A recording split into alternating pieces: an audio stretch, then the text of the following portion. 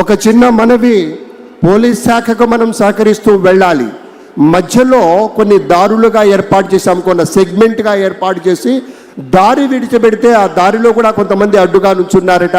కొంచెం అసౌకర్యం ఉంది. పెద్దలారా, మీకు చెప్పవలసింది కాదు, మీరు అన్నీ తెలిసిన వారు.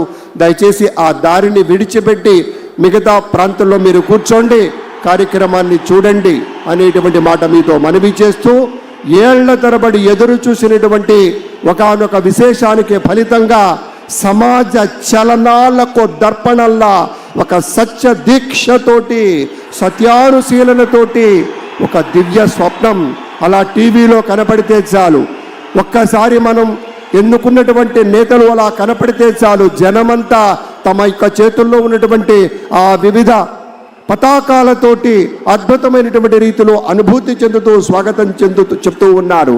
ఇక్కడ ఉన్నది మైత్రీ బంధం. 3 పార్టీలు కాదు, ఈ యావత్ ఆంధ్రప్రదేశ్ రాష్ట్రం నలుచెరుగులా ఉన్నటువంటి పెద్దల యొక్క మైత్రీ బంధానికి ప్రతీకలా అటు ఇది ఈ చప్పట్లు మన గుండె చప్పుడు అని ప్రత్యేకంగా చెప్పి తీరాలి. ప్రత్యక్షంగా వీక్షిస్తున్న వారు, పరోక్షంగా ప్రపంచ వ్యాప్తంగా ఈ కార్యక్రమాన్ని వీక్షిస్తున్న ప్రతి తెలుగు వారికి మన గుండె చప్పుడు వినే విధంగా, వినిపించే విధంగా కొడదాం.